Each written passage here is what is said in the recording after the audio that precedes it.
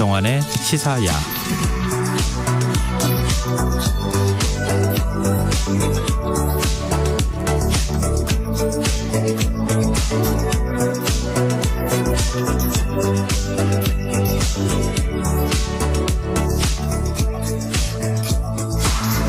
하루의 마무리, 오늘도 함께 하시죠. 시사평론가 김성환입니다. 오늘은 장애인의 날인데요. 장애인들은 지금도 비장애인과 같은 권리를 행사하기 위해 투쟁에 나서야 하는 게 현실입니다. 이런 가운데 한 비영리 단체가 일반 시민들과 함께 교통 약자를 위한 지도를 만들면서 관심을 모으고 있는데요. 더 깊이 들여다보는 인터뷰 시간에 계단 뿌셔 클럽 박수빈 공동대표와 얘기 나눠보겠습니다. 우리나라의 환율 변동성이 큰 건 무역수지 적자 때문인데요. 14개월 연속 이어지고 있는 무역수지 적자, 언제쯤 해소될 수 있을까요? 목요일 경제일기 코너에서 자세히 분석해 보겠습니다. 김성환의 시사에는 청취자 여러분들의 관심과 참여 기다립니다. 방송 내용과 관련해 의견이 있으신 분들은 문자 보내주십시오. 당첨된 분들께는 모바일 쿠폰 보내드릴 텐데요. 참여하실 번호는 샵9730이고요. 짧은 문자 50원, 긴 문자는 100원의 이용료가 부과됩니다. 또 저희 방송을 유튜브를 통해서도 실시간으로 시청 또 참여하실 수 있는데요. KBS 1라디오 채널 들어오셔서 구독, 좋아요, 또 댓글 많이 부탁드립니다. KBS 1라디오 김성환의 시사야. 그럼 지금 시작하겠습니다.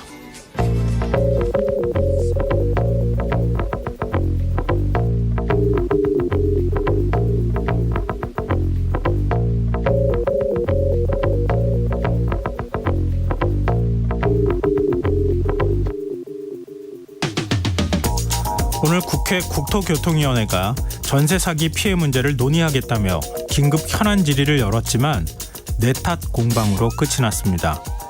국민의힘은 전세 사기 원인이 문재인 정부의 이념적 부동산 정책에 있다고 주장했고, 민주당은 집권 2년 차에 전 정부 탓만하는 건 무책임한 행태라고 목소리를 높였는데요. 이런 상황 어떻게 봐야 할까요? 사실 국회 역시 뒷북 대응에 나섰다는 비판에서 자유롭긴 어려워 보입니다. 지난해 9월 이른바 빌라왕 사태가 발생한 이후 국회엔 30여 건에 달하는 전세 사기 관련 법안이 발의됐지만 대부분의 법안들이 국회 문턱을 넘지 못했기 때문인데요. 그 가운데는 전세 사기 피해자들이 요구하는 구제 방안, 그러니까 임대인의 전세 사기로 다수의 피해가 발생할 경우 한국자산관리공사, 캠코 같은 채권 매입기관이 공정한 평가를 거쳐 임차인의 피해를 신속히 구제하는 법안도 포함돼 있었지만 여태껏 제대로 된 논의조차 이루어지지 않았는데요. 지금의 국회가 누군가를 탓할 자격이 있긴 한 걸까요? 윤석열 대통령의 지시로 오늘부터 전세 피해 주택에 대한 경매 유예 조치가 시작됐지만 법적 구속력이 없어서 채권자들의 선의에 기대해야 하는 상황이라고 하죠. 그래서 전세 사기 피해자들은 임시 조치가 아닌 실효성 있는 대책을 촉구하고 있는데요. 이제라도 정치권은 피해자들의 절박한 목소리에 제대로 응답해야 하지 않을까요? 지금 시급한 건 남탓 공방이 아닌 속도감 있는 대책 마련일 겁니다.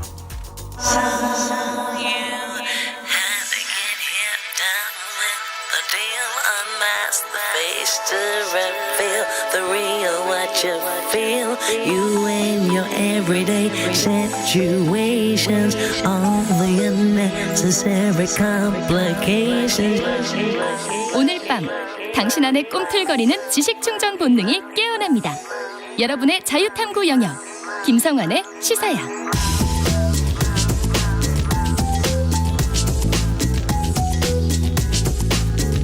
오늘 놓쳤던 뉴스 꼼꼼히 정리해드리는 뉴스야 시간입니다. 곽재훈 프레시안 기자 나와 계십니다. 안녕하세요. 네, 안녕하세요. 네, 전세 사기 피해 지원 대책을 논의하기 위한 당정협의가 열렸는데 어떤 논의가 있었습니까? 네, 오늘 국민의힘은 원희룡 국토부 장관이 참석한 가운데 아침에 당정 협의를 열었는데요. 이 결과 브리핑에서 박대출 국민의힘 정책위 의장은 피해자 주거 안정을 위해 전 금융권에 경매 유예 조치가 이루어질 수 있도록 노력하겠다면서 금융기관이 제3자 채권을 매각한 경우에도 경매를 유예하는 방안을 신속 추진하겠다고 했습니다. 또 피해주택 경매 시 임차인에게 우선 매수권을 부여할 수 있도록 제도적 보완 방안을 적극 검토하기로 했다면서 피해 임차인이 거주주택 낙찰 시 구입자금을 마련하기 위해 충분한 거치 기간을 둬서 저리 대출을 지원하는 방안을 추진하겠다고 했습니다. 네. 또 피해자들이 용이하게 지원책을 활용할 수 있도록 찾아가는 서비스 상담버스를 내일부터 운영하겠다고 하기도 했는데요.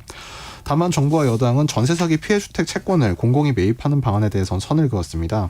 박 의장은 선순위 채권자에게만 이익이 돌아가 근본적 피해자 구제 방안이 될 수 없다면서 사인 간 발생한 악성 채무의 공적 변제는 바람직하지 않을 뿐 아니라 국민 부담이 증가된다고 반대 의사를 밝혔습니다. 근데 방금 전에 이제 마지막으로 얘기한 거 박대출 의장이 얘기한 네. 부분이 그동안에 이제 심상정 의원도 관련 법안을 발의하기도 했었고 또 피해자 측에서도 요구했던 것처럼 공공임대주택으로 매입을 해서 나중에 보증금을 그러니까 지금 임차인의 경우에 나중에 청구를 그 구상권을 행사하더라도 임차인의 보증금을 받을 수 있도록 해줘야 된다. 또 거기에서 또 살 수 있도록 해주는 방안도 있지 않겠느냐 이런 얘기를 했던 거잖아요. 네. 원희룡 국토부 장관은 이 부분에 대해서도 좀 부정적인 입장을 밝힌 거죠. 네, 오늘 오전에 당정회가 있었고 다시 그러니까 아침에 당정회의가 있었고 이어서 오전에 그 국토교통위원회 전체 회의가 열렸는데 이 자리에서 원희룡 장관과 말씀하신 대로 심상정 의원 또 비슷한 법안을 발의한 조호섭 의원 간에 이제 그런 취지의 공방이 오갔습니다. 네. 이 심상정 의원과 조호섭 의원은 이 말씀하신 캔코 등 채권 매입 기관이 임대차 보증금을 피해자에게 대신 내주고 채권을 인수하는 방안을 담은 특별법안을 발의를 했는데요. 네. 심 의원은 정부가 싼값에 매입해서 주거 임차인들이 살 수 있도록 해야 한다면서 공공의 피해주택 직접 매입 또 보증금 반환 채권 매입 병행을 촉구했습니다. 미국 서브프라임 모기지 사태가 났을 때 미국은 이런 방식으로 부실채권을 매입해서 전세 세입자 주거를 보장해 줬는데 미국은 하는데 우리는 왜 못하느냐. 이제 심상정 의원 취지는 이런 거였는데요. 네. 다만 원희룡 장관은 이에 대해서 무슨 돈을 갖고 어느 금액에 사는 말이냐 이렇게 재차 부정적 입장을 밝혔습니다. 원 장관은 이 무슨 돈을 갖고 그러니까 그 채권액을 할인하면 피해자가 수용하지 않고 비싸게 사면 납세자가 동의하지 않을 것이라면서 이같이 말했는데요. 이 원 장관은 대신 이 전세 사기 피해자에게 경매로 나온 주택에 대한 우선 매수권을 주게 되면 자금을 충분히 대출해 줄 수 있고 거치 기간도 충분히 둘 생각이라고 강조했습니다.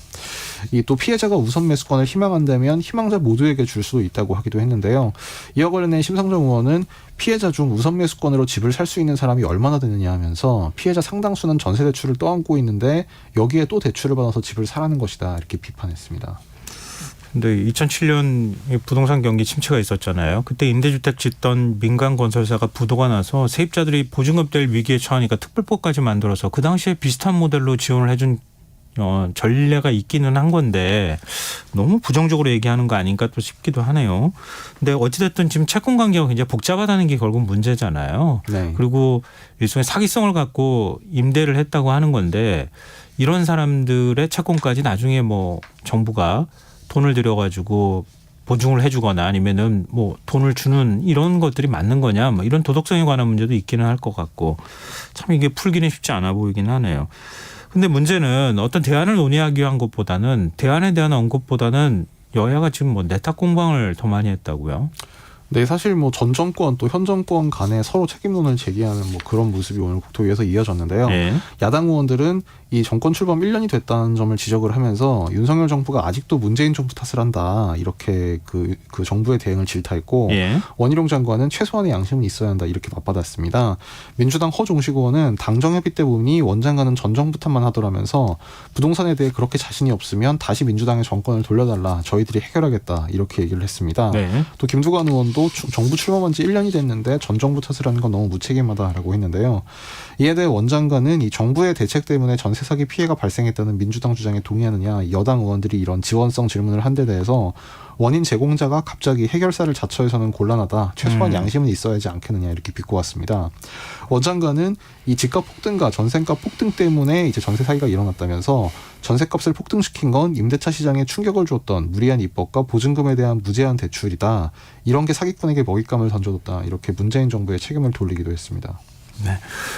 국민의힘 김기현 대표가 전세 사기 피해자 빈소 그러니까 얼마 전에 이제 스스로 극단적인 선택을 했었던 그 피해자 빈소를 찾았는데 피해대책위원회 측 관계자와 뭐 설전을 벌였다고요. 고성이 오고 가기도 했다는 보도도 있던데 네, 어제 밤 9시께 있었던 일인데요. 네. 그 어제 밤 9시께 이제 김기현 대표, 그다음에 국민의힘 유상범 수석 대변인, 그리고 박대출 정책위 의장 이 3명이 이 인천 모병원 장례식장에 마련된 전세 사기 피해 사망자 이 A 씨의 빈소를 찾아서 조문을 했습니다. 네. 이 빈소에서 여기서 이제 전세 사기 피해 대책위원장, 그 안상미 위원장 등 이 전세 사기 피해 대책위원회 관계자 이제 한 8, 9명하고 비공개 접견을 가졌는데 네. 이게 서로 언성을 높이면서 마찰로 끝난 것으로 전해졌습니다. 이 안상미 위원장은 김 대표에게 전세 사기 사태에 대한 생각을 물었는데 사태 자체를 잘 모르고 있더라. 또 대책위가 언론을 통해서 이번 사태는 사회적 재난이고 제도가 잘못된 것이라고 했는데 이조차 모르고 있어 언성이 높아졌다. 이렇게 사정을 설명했습니다.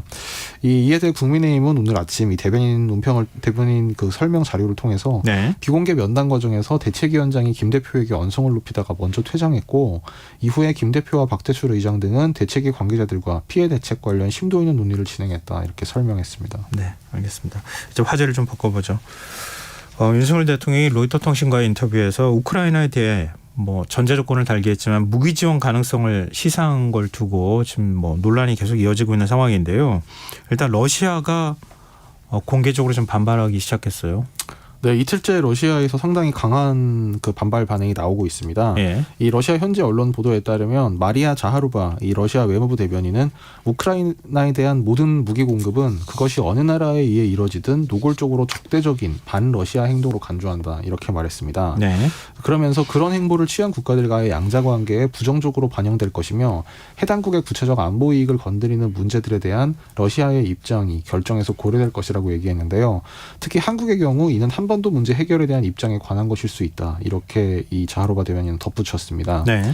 앞서 러시아에서는 이 드미트리 페스코프 그 크렘린궁 대변인을 통해서 윤 대통령의 발언에 대해서 무기 공급 시작은 이 특정 단계의 전쟁 개입을 간접적으로 뜻한다. 또 메드베티프 부의장도 이 그 나라 국민이 러시아 최신 무기가 그들의 가장 가까운 이웃이자 우리 파트너인 북한 손에 있는 것을 볼 때 뭐라고 할지 궁금하다. 뭐 이런 날선 반응이 나오기도 했었습니다. 정치권에서도 논쟁이 계속되고 있죠.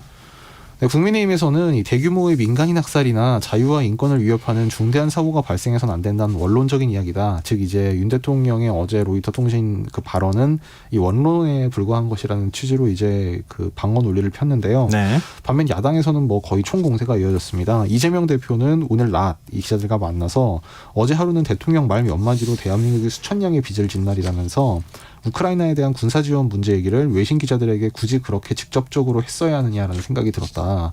또 군사 지원 문제를 직설적으로 언급해서 대러 관계가 심각하게 훼손되고 동북아 평화 안정에 큰 부담이 되지 않을까 우려된다. 이렇게 비난했습니다. 네. 박홍근 민주당 원내대표도 오늘 아침 이 당 원내 지도부 회의 때 국가 안보와 직결된 중차대한 문제를 국민적 공감대, 국회 동의도 없이 독단으로 결정할 수 없다면서 우크라이나 군사적 지원 가능성 발언을 당장 공식 철회하라고 촉구했습니다. 뭐 민주당에서는 개파를 불문하고 이런 비슷한 반응들이 이어졌는데요. 미국에 지금 그 건너가 있는 이낙연 전 대표도 오늘 SNS에 쓴 글에서 윤 대통령의 로이터 인터뷰가 큰 불안을 야기했다. 이런 잘못을 한국이 어디까지 감당할 수 있겠느냐 이렇게 지적을 했습니다. 또 이 국회 국방위 간사인 김병주 의원도 우리나라 안보에 심각한 위해가 될 수 있다고 지적하면서 특히 윤석열 대통령이 이 무기 지원 뭐 이런 어떤 군사적 지원의 전제 조건으로 언급한 3가지 사항, 즉 민간에 대한 대규모 공격이나 뭐 대량 학살, 전쟁법 위반 등 이제 이런 사례를 든 거에 대해서 네. 이 조건으로 한다면 지금 당장도 살상 무기를 지원할 수 있는데 대통령실은 도대체 우크라이나 전쟁을 모니터링을 하고 있는 것이냐 이렇게 지적하기도 했습니다. 근데 그 외신 인터뷰에서 윤석열 대통령이 대만 관련한 발언도 했었잖아요. 네. 그 발언과 관련해서 중국 외교부에서 굉장히 그 뭐랄까 불쾌한 반응이 나왔고 우리 외교부가 또 거기에 대해서 반발해서 주한 중국 대사를 초치하는 일이 있었어요. 예, 뭐 사실 어느 정도는 뭐 예고된 반응이라고 할 수도 있겠는데요. 네. 그 윤 대통령이 어제 이제 보도된 로이터 통신 인터뷰 때 이 대만 해역 관련 이제 긴장 상황에 대해서 이런 긴장은 힘으로 현상을 바꾸려는 시도 때문에 벌어진 일이고 우리는 국제사회와 함께 힘에 의한 현상 변경에 절대 반대한다는 입장이다. 또 대만 문제는 단순히 중국과 대만만의 문제가 아니라 남북한가 문제처럼 영내를 넘어서 전 세계적인 문제로 볼 수밖에 없다. 이제 이렇게 얘기한 게 이제 중국의 심기를 정면으로 이제 건드린 겁니다. 힘에 의한 현상 변경 이게 굉장히 사실 중요한 의미를 갖는 거잖아요. 네네. 그러니까 그 부분에 대해서 중국 정부가 그동안에 굉장히 반발을 해왔는데 그 표현을 지금 다시 사용을 했다는 거잖아요. 네, 사실 뭐 이런 말하자면 어떤 통상적인 수준의 언급이라도 이제 중국 같은 경우에는 타국에서 대만 문제를 언급하는 것 자체에다 굉장히 이제 민감한 반응을 보이는데 네. 어제 윤 대통령 발언 같은 경우에는 좀 내용 자체도 어느 정도 수위가 있었기 때문에 네. 그 중국의 반발이 상당히 거셌는데요. 왕원빈 중국 외교부 대변인은 오늘 정례 브리핑 때 대만 문제를 해결하는 것은 중국인 자신의 일이다. 타인의 말참견을 허용하지 않는다. 이렇게 거칠게 반발을 했습니다. 왕 대변인은 세계에는 오직 하나의 중국만 있으며 대만은 중국 영토의 불가분의 일부라면서 대만 문제는 순전히 중국의 내정이고 중국의 핵심 이익 중에서도 핵심이라고 주장했습니다. 요즘 말참견이라고 하는 표현 자체가 우리 입장에서 썩 그렇게 좋아 보이진 않잖아요. 좀 불쾌한 반응일 수밖에 나올 수밖에 없어 보이긴 지난 하는데. 지난 2월 때 박지인 외교부 장관이 이제 네. 역시 윤 대통령과 비슷한 취지의 말을 힘에 의한 일방적인 현상 변경에 반대한다 이런 말을 했었는데 네. 그때도 중국 마오닝 외교부 대변인이 부용치회 이것도 역시 말참견을 용납하지 않는다 이렇게 강하게 그때도 반발을 똑같은 표현을 사용했네요. 그래서 뭐 어느 정도 예견된 반응이라는 게 뭐 이제 그런 맥락이 있었습니다. 네. 지금 주한중국 대사까지 외교부에서 초치했다고 하면 지금 또 한중 갈등으로 가는 거 아닌가 또 걱정이 되기도 하는데 일단 대통령실 쪽 입장은 어떻습니까? 예, 오늘 대통령실은 이제 러시아 측의 반응에 대해서 러시아 당국이 일어나지 않는 일에 대해서 한국 입장에 대해 코멘트를 했다면서 우리가 앞으로 어떻게 할지에 대해선 향후 러시아에 달려 있다. 다시 말해서 이제 러시아 관련 우크라이나에 대한 어떤 지원 관련 발언은 이제 어떤 조건부로 한 점이다. 이 점을 강조를 했습니다. 네. 대통령실 관계자는 상식적이고 원론적 대답이었다면서 국제사회가 모두 심각하다고 할 만한 민간인 살상이나 인도적 문제가 발생하면 한국이 어떻게 하겠냐는 그 가정형으로 표현한 것이다 이렇게 강조했습니다. 네. 다만 이 관계자는 한국이 해오고 있는 우크라이나 지원 내용에 변화가 없다면서 필요하다면 우크라이나 재건을 위해 논의할 수 있지만 국제사회가 공분할 만한 대량 민간인 희생이 발생하지 않는 한 우리 입장은 계속 유지된다. 역시 조건론 쪽에 힘을 실었습니다. 외교부는 이제 중국 쪽의 반응에 대해서 강하게 날을 세웠는데요. 네. 외교부는 오늘 언론 공지를 통해 힘에 의한 현상 변경에 반대한다는 국제사회의 보편적 원칙을 우리 정상이 언급한 데 대해 중국 외교부 대변인이 입에 담을 수 없는 발언을 했다면서 중국의 국격을 의심케 하는 심각한 외교적 결례임을 지적하지 않을 수 없다. 이렇게 강도 높게 비판했습니다. 근데 여러 가지 해석이 나오긴 하는데요. 예를 들어서 이제 국내 언론하고 인터뷰도 아니고 로이터 통신하고 인터뷰할 때 우크라이나 전쟁과 관련한 어떤 질의가 있을 것이라는 건 예상 가능했던 거잖아요. 왜냐하면 나토 측도 그랬고 미국 쪽에서도 계속 무기 지원 문제를 언급을 해왔던 거니까. 근데 거기에 대해서 윤석열 대통령이 정돈된 발언을 사실은 한 거잖아요. 요약하자면 전쟁법을 중대하게 위반하는 사안이 발생할 경우에 그냥 우리가 인도적 지원이나 재정 지원에 머무를 수는 없다. 이렇게 얘기를 한 거잖아요. 근데 국제형사재판소가 어린이 강제이주 등의 혐의로 전쟁 범죄라 그래서 푸틴 대통령을 체포영장을 발부까지 했단 말이에요. 네네. 그럼 이제 이미 여기에 해당이 되는 사안이라고 또 판단할 수 있는 거 아닙니까? 사실 이제 그래서 야당에서 이제 그런 예를 들면 김병주 의원 같은 경우에 대통령실이 모니터링을 하고 있는 것이냐 그런 취지의 말이 나오기도 했는데요. 네.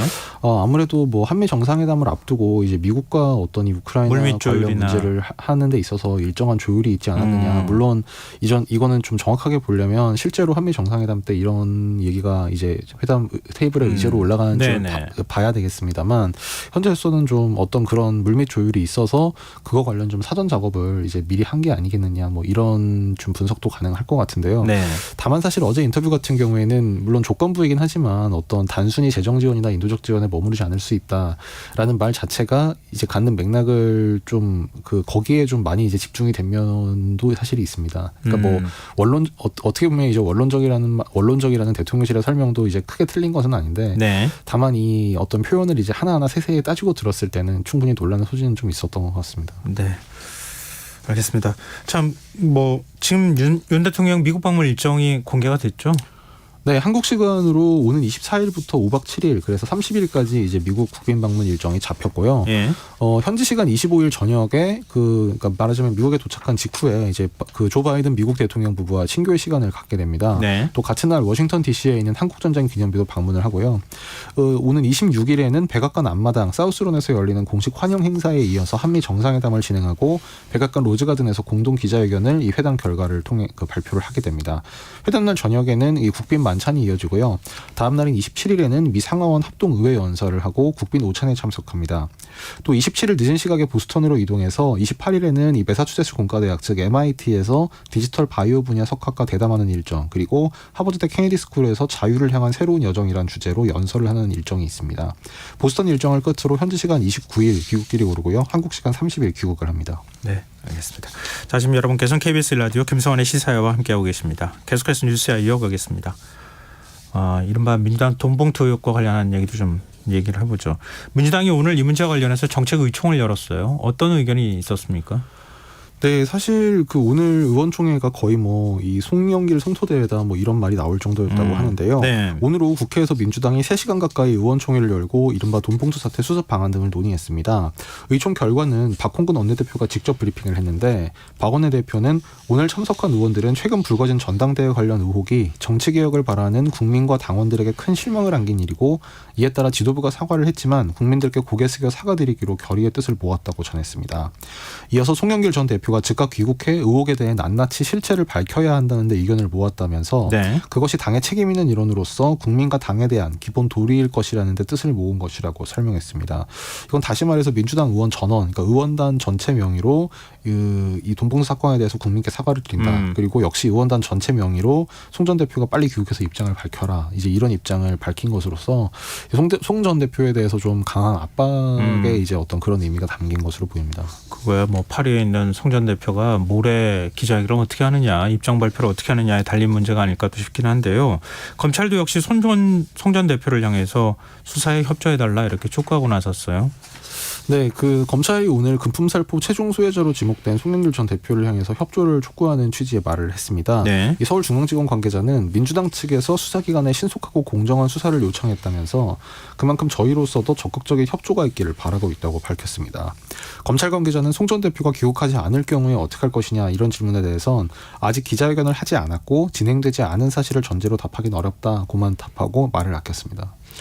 국민의힘은 뭐 이재명 대표 또 그리고 민주당에 대한 공사 수위를 더 높이고 있네요. 네, 뭐 민주당은 죄송합니다. 이 국민의힘은 뭐 거의 아침 회의 때마다 이 민주당이 전당대회 돈봉투 의혹을 언급하면서 뭐 공세를 계속 이어가고 있는데요. 네. 김기현 대표는 오늘 최고위원회의 때 이 이재명 대표가 송 전 대표의 국회의원 지역구를 양도받아 차지하는 과정에서 어떤 거래나 흥정이 있었던 것이 아닌지 여부에 대해 국민들이 갖고 있는 의문을 해명해야 한다. 이런 의혹 공세를 폈습니다. 네. 또 김병민 최고위원은 송 전 대표의 당선을 위해 자금을 댄 이른바 스폰서 자녀들이 이제 이재명 대선 후보 캠프에 취업했다. 뭐 이런 어제 JTBC 방송 보도와 관련해서 이 돈봉투 전당대회와 이재명 대표가 아무런 연관이 없다고 자신 있게 말할 수 있느냐. 역시 이런 의혹을 제기를 했습니다. 네, 알겠습니다. 또 다른 또 얘기가 또 나올 수 있으니까 이걸로 완결된 상태는 아직까지는 아닌 것 같습니다. 자, 국민의힘 최고위원회 얘기 좀 해보죠. 그동안 뭐 여러 구설, 뭐 사실 말실수 논란도 있었고요. 하여튼 그랬던 김재원 태영호 최고위원이 최고위 회의에 참석을 하지 않았어요. 네, 김재원 최고위원은 뭐 아시다시피 저번에 이제 김기현 대표로부터 공개 경고를 받고 방송 인터뷰 및 이제 그 당 회의 참석 등을 한 달 동안 자제를 해라. 이제 그게 그 다음 달 중순까지 이어지게 되는 그런 기간 중에 있는 거고요. 네. 태용호 최고위원도 최근 잇따라 설화를 빚은 끝에 오늘 최고위원 회의에 불참을 했습니다. 이 선출 최고위원 4명 가운데 2명이 동시에 당 회의에 불참하게 된 모습이어서 좀 눈길을 끌었는데요. 예. 이 오늘 태 최고위원의 최고위 불참은 김기현 대표가 지난 18일 태 최고위원을 만나서 언론 인터뷰 등 대외 활동을 자제하라 이런 경고를 보낸 데 따른 것으로 풀이되고 있습니다. 그런데 계속 회의 참석 안 할 수도 없고 최고위원이 선출직이 4명밖에 안 되잖아요. 네. 그중에서 지금 2명이 최고위 회의를 참석을 안 하는 상황이 돼버렸는데 윤리위가 다음 주쯤이면 구성이 어느 정도 된다고요? 징계가 가능할까요? 네, 원래는 뭐 오늘 뭐 임명장을 준다 뭐 그런 소문도 있었는데 네. 강민국 그 국민의힘 수석 대변인이 다음 주쯤 구성이 완료될 것이다 이제 이렇게 발표를 했기 때문에 네. 뭐 실제로 징계가 될지 안 될지는 뭐 윤리위가 구성되고 첫 회의를 아마 가져봐야, 왜냐하면 이제 나름대로 정당들이 이걸 사실 정당 개혁 방안이라고 발표를 했던 내용들인데 네. 뭐 누구에 대한 뭐 징계를 어떻게 논의할지 여기에 대해선 이제 지도부나 이런 데서 독립적으로 윤리위가 논의를 하겠다라고 보장을 해줬는데 네. 지금 이런 상황이 되니까 오히려 좀 당 입장에서는 좀 약간 애가 타는 상황이 된 것 같습니다. 오히려 윤리위가 빨리 열려가지고 좀 처리를 해줬으면 좋겠는데. 네, 그렇죠. 근데 윤리위에서 어떤 징계를 내리느냐, 징계 수위도 이거 참 고민스러운 부분이잖아요. 만약에 당원권 정지를 한다 그래도 내년 총선 전까지 당원권 정지를 줄 거냐, 그 이후로 줄 거냐, 뭐 이것도 지금 굉장히 관심거리이기도 할 것 같고. 그렇죠. 사실 뭐 지금 총선이 1년이 채 남지 않은 상황이라서 뭐 1년 이하 당원권 징계를 때리면 사실 언론이나 상대당에서 그 손방망이 징계라고 할 확률이 굉장히 높고 네. 그렇다고 1년 뭐 아니면 이상으로 하게 되면 사실상 총선에 나오지 말라는 이제 거의 1년이 아니라 사실상 내년 다음 국회의원 임기 4년에 지도부 사실은 공백 사퇴는 다름이 없잖아요. 그렇죠. 2명 다 징계해버리면. 하여튼 여러 가지로 윤리가 좀 고민스러울 것 같습니다. 하여튼 다음 주 윤리회의 결과 징계 과정도 굉장히 좀 지난하지 않을까 또 싶기는 한데요. 하여튼 결과 나오면 저희가 또 전해드리도록 하겠습니다. 오늘 뉴스 여기까지 하겠습니다. 지금까지 곽재훈 프레시안 기자였습니다. 고맙습니다. 감사합니다.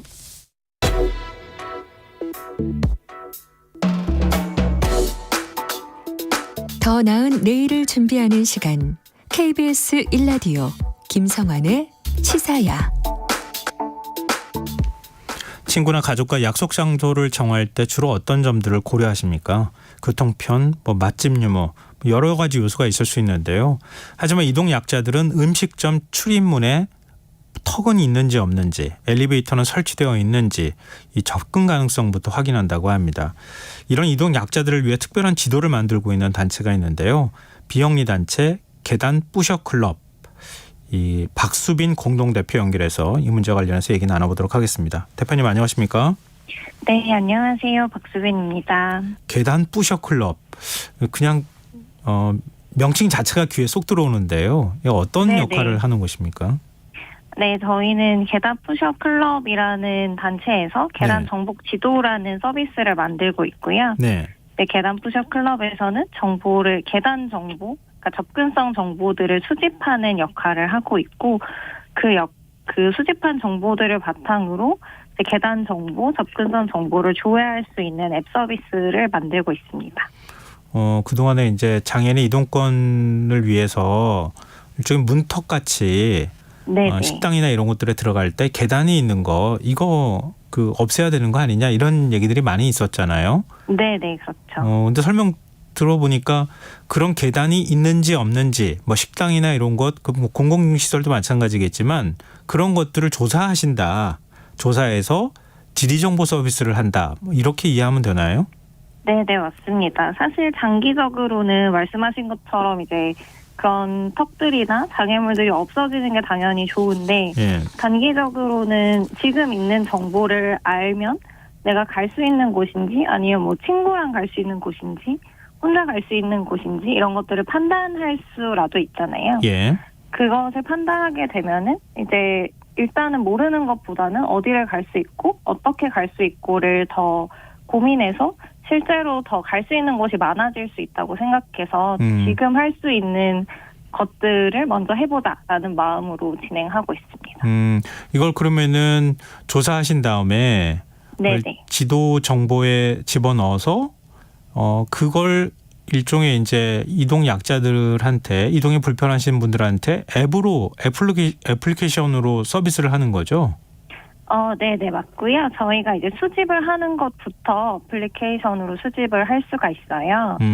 저 이제 돌아다니면서 사진을 찍고 그 계단이 몇 개인지 입력을 해주시면은 그걸 바탕으로 조회를 할 수 있고 장소를 이제 검색하셔서 조회할 수 있고 앞으로는 실제로 정말 지도를 바탕으로도 찾아볼 수 있도록 하는 것까지 만들려고 하고 아직은 이제 시작 단계여서 정보를 수집하는 기능에 조금 더 집중하고 있습니다. 근데 계단 뿌셔 클럽은 언제 만들어졌습니까? 지금 이제 3년 전에 저희가 만들어서 시작했어요. 근데 계기가 있으셨을 것 같은데요. 네. 제가 이제 지인하고 제가 IT 스타트업에 다니고 있었는데 네네. 네, 저희가 보면은 이제 모든 것들이 굉장히 정보화되고 데이터가 되고 있는 세상인데 왜 이렇게 계단이나 엘리베이터 장소를 찾는 게 어렵지? 라는 생각을 하게 됐어요. 그 이유는 이제 제가 직접 휠체어를 타는 사용자이기 때문인데요. 네. 네네. 그렇게 투덜거리다가 공동대표이신 이제 이대훈 님이 계신데 그분께서 저희가 만들어 볼 수 있지 않을까요? 라는 얘기를 던져주셔서 그러면 이제 문제를 제가 겪는 사람이고 스타트업에서 사용자 입장으로 이제 설계를 하는 일을 했었기 때문에 그런 것들을 만들어 볼 수 있겠다라는 생각이 들어서 직접 시작하게 됐습니다. 근데 3년 정도 됐다고 말씀하셨는데, 네네. 일종의 이제 모임이나 단체를 운영해 오시는 거잖아요. 네네. 어려움이 적지 않으셨을 것 같은데요. 네. 사실 저희가 이걸 만드는 분들이 전부 본업으로 하는 게 아니고 직장이 있고, 그다음에 약간 사이드 프로젝트로 이제 남는 시간에 자신의 어떤 재능이나 이런 걸 이제 도와주시면서 같이 만들어 가고 있는데, 네. 오히려 이 문제에 대해서 다 되게 공감을 하시는 분들이 만들고 있기 때문에 그런 것들을 잘 도와주셨고, 되게 네. 능력이 좋으신 팀원들이 같이 계셔가지고, 네. 네, 그렇게 진행을 하고 있고요. 그리고 저희가 막 너무 힘들게 직장처럼 만들다기보다는 뭐 이 기간 동안은 이 기능까지 해보자. 이 기간 동안은 이만큼 모아보자. 이런 식으로 좀 목표를 세워가면서 그리고 많은 분들이 도움을 받으면서 그렇게 진행하고 있습니다. 지금 몇 명 정도가 이 회원으로 가입해서 참여하고 있습니까? 저희가 이제 제품을 만드는 서비스 앱을 만드는 분들은 한 10명 정도고요. 네. 그 외에 이제 사실 이게 서비스만 있다고 되는 게 아니고 아까 말씀드린 것처럼 정보를 수집하는 일이 굉장히 중요한 부분이에요. 네. 네, 이 부분은 많은 분들이 참여를 해주셔서 지금까지 450명 정도가 참여해 주셔가지고 같이 예. 정보를 모으고 있습니다.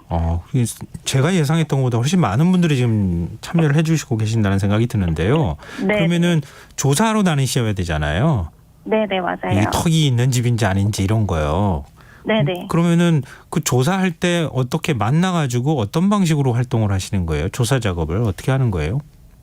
네. 저희가 이제 소셜 네트워크 서비스, SNS 같은 곳에 이날 모여서 2시간 정도 함께 이야기 나누고 산책하면서 이런 정보를 모으는 일을 합니다라는 어떤 광고 아니면 모집 운영글 이런 거를 올리면 네. 그것을 보고 이제 신청을 해주세요. 그러면 그걸 신청하신 분들이 특정 일에 특정 장소에 모여서 한 2시간 정도 동안 2인 1조가 되시면 저희가 이제 50개 정도의 미션을 드리거든요. 단순히 막 돌아다니는 게 아니고 약간 게임 하듯이 네. 미션을 깨듯이 요거를 모아주세요 하면은 2인 1조가 되어서 돌아다니시면서 장소를 확인하시고 정보를 모아서 저희에게 입력을 해주시면 이제 그게 데이터로 모이고 있습니다. 그 50개 체크리스트 가운데 중요한 리스트 어떤 게 있습니까? 소개해 주실 수 있나요? 정보 네네. 기준 말씀이신가요? 예. 네네. 저희가 일단 가장 중요하게 생각하는 거는 장소의 입구 정보고요. 예. 들어갈 수 있는지 입구에 계단이 있는지 혹시 경사로가 있는지 이런 거를 입력하고 사진을 찍어 달라고 말씀을 드리고 네. 그곳이 이제 1층일 수도 있고 1층이 아닐 수도 있잖아요. 네. 1층이 아닌 경우에는 건물 자체에 이제 들어갈 수 있는지 혹은 엘리베이터가 있는지 이런 것까지 같이 확인을 요청드리고 있어요. 네, 저도 이제 기사를 봤는데요. 굉장히 직관적으로 설명하시고 측정하도록 돼 있더라고요.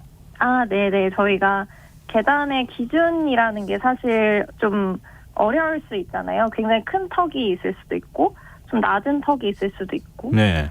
그런 경우에 이제 질문들을 주셔서 저희가 이제 가이드라인을 만들어 드렸는데 네. 그 가이드라인이 이제 엄지 한마디 정도면은 한 칸의 계단으로 봐주세요라고 이제 말씀을 드렸어요. 그러니까 휠체어를 이용하시는 분들이 엄지 네. 한마디 정도 높이만 있어도 이거는 계단으로 인식할 수밖에 없다 이런 건가요? 네네. 저희가 그렇게 판단한 이유는 사실 휠체어라는 거를 쓴다고 하더라도 그분들이 모두 다 다른 장애 정도를 가지고 계세요. 예. 어떤 분은 한 칸 정도는 내가 혼자 올라갈 수 있어라고 생각하실 수도 있고 어떤 분은 나는 한 칸이어도 힘이 좀 부족해서 못 갈 수 있어라고 생각하실 수 있기 때문에 가장 보수적인 그 방법으로 잡았고 대신에 이거를 사진을 함께 찍어주시면은 보는 사람 입장에서 본인이 판단을 하실 수 있잖아요. 예. 그래서 사용자가 판단할 수 있게끔 가장 보수적이지만 사진이라는 보조 도구를 통해서 이제 정보를 수집하는 방식으로 정하고 있습니다. 대표님도 휠체어 이용자라고 말씀하셨는데요. 이 엄지 한마디라는 게 비장애인이 볼 때는 아무런 제약이 안 되잖아요. 근데 네, 장애인이 그렇죠. 느낄 때 이 엄지 한마디는 어떤 의미가 있습니까? 아까 말씀드린 거랑 비슷하게 저는 사실 평지에서 엄지 한마디는 올라갈 수 있는 정도의 장애를 가지고 있는데 네. 어떤 경사로에서는 엄지 한마디만 있어도 그냥 그 장소 자체에 갈 수 없는 곳이 되거든요. 네. 네, 그렇다면은 사실 엄지 한마디라고 하지만 그게 어떤 사람한테는 뭐 산같이 높은 턱일 수도 있는 것이기 때문에 네. 네, 그런 정말 갈 수 있고 없고의 여부를 가르는 그런 기준이 될 수 있다고 생각하고 있어요. 근데 이렇게 조사 활동을 하시다 보면요. 사실은 우리 사회가 계속 장애인의 이동권에 대해서는 조금씩 진전이 그래도 있기는 하잖아요. 느리지만, 그렇죠. 더디지만. 가서 실제로 조사해 보면 어떠세요? 이게 조사하는 곳들에 가보면 어떤 문제점이 자꾸 눈에 띄나요? 물론 굉장히 많이 발전하고 있고 네. 크게 짓는 건물들, 새로 짓는 건물들에는 이제 접근성들이 좋아지고 있다고 저도 느껴져요. 네. 근데 아직 오래된 건물들도 남아 있고 또 소위 저희가 요즘 얘기하는 핫플레이스 같은 곳들에 가보면 네. 여전히 굉장히 미관상 예쁘다, 뭔가 멋져 보인다라는 이유로 되게 오히려 턱이 있거나 계단을 만들거나 하는 경우들도 심심치 않게 만날 수 있거든요. 네. 네네. 그래서 사실은 정말 많이 좋아졌지만 그래도 아직 더 좋은 곳, 더 많은 사람들이 모이는 곳에는 불편함이 많이 남아있다는 생각이 듭니다. 그러면은 지금 이렇게 조사 작업하시고 난 다음에 그게 앱에 계속 올리신다는 말씀이시잖아요, 정보를. 네네, 맞아요. 근데 굉장히 시간이 많이 걸릴 것 같은데요. 이게 다 기록이 되려면은 많은 분들이 좀 네네. 동참해 줘야 되는 거 아닌가요? 네, 저희 이제 사실 저희도 3년이라고는 했지만 아주 오래된 단체는 아니어서 예. 그래서 조금씩 많은 분들의 참여를 기다리고 있고 사실 첫 해보다 두 번째 해보다 세 번째 해에 훨씬 많은 분들이 참여해주고 계셔서 네. 조금씩이지만 이제 지역을 넓혀가는 것도 저희의 목표고요. 네. 지금 이제 서울 지역에서만 이런 활동을 하고 있거든요. 이제 더 많은 곳에서 더 많은 클럽 활동을 하고 또 이제 앱이 실제로 나왔기 때문에 일상에서도 이런 것들을 써주시기를 기대하면서 만들고 있습니다. 근데 보통 그러니까 앱을 많이 다운로드를 받으셔가지고 거기에 네네. 정보를 많이 이 회원분들이 아니시더라도 많이 올려주셔야 정보가 많아지는 거잖아요, 지금. 네네, 맞아요. 그냥 다운받으셔서 가입하시고 정말 일주일에 한 곳이라도 올려주시면 1,000명이 일주일에 한 번씩만 올려도 일주일에 1,000개씩 정보가 생기는 거잖아요. 그렇죠. 예. 네네. 그러면은 이 앱을 어디서 다운로드를 받아서 사용할 수 있습니까? 네, 일반적으로 다 이제 모바일 핸드폰 쓰시면은 앱스토어 혹은 구글 플레이 스토어 이런 데서 다운받아서 쓰시는 게 굉장히 익숙하실 것 같은데 저희 네. 앱도 똑같이 계단 정복 지도라고 이제 앱스토어나 플레이 스토어에서 검색을 해주시면은 바로 다운받으실 수 있습니다. 앱 명칭이 계단 정복 지도. 네네. 네. 계단을 모두 정복하자라는 마음으로 네, 지었습니다. 네. 많은 분들이 좀 관심을 가져주셨으면 좋겠고요. 앞으로 네네. 계단 부셔 클럽 계획이 있으시다면요? 네, 저희 아까 말씀드린 것처럼 이제 서울이랑 이런 곳뿐만 아니라 전국으로 저희 전국에서 이 서비스를 이용하시고 만들어 나갈 수 있고 조회할 수 있는 지도를 만들어 나가는 게 저희의 목표고요. 네. 사실 이제 꼭 우리나라뿐만 아니고 이제 사진이랑 이런 베이스가 있기 때문에 앞으로 더 많은 곳에서도 이런 서비스를 같이 만들어 나가는 것까지 저희의 목표고 그리고 실제로 몸이 불편하신 분들이나 그 지인들, 가족들 분께서 어딘가를 가고 싶으실 때 너무 고민하지 않고 편하게 장소를 검색하시고 정하실 수 있는 데 도움이 되는 서비스가 되는 게 목표입니다. 네, 저희 청취자 신영아님께서요. 장애도 여러 장애가 있는데 다른 장애들에도 관심을 가져주셨으면 좋겠습니다. 이렇게 저한테도 말씀을 해주시기도 하셨는데요. 네. 당연히 뭐 계단 푸셔클럽에서도 그러리라 이렇게 생각을 합니다. 앞으로 많은 분들이 지켜보고 있고 응원하고 있다 이렇게 생각해 주셨으면 좋겠어요. 오늘 말씀 고맙습니다. 네, 감사합니다. 네, 지금까지 박수빈 계단 푸셔클럽 공동대표였습니다.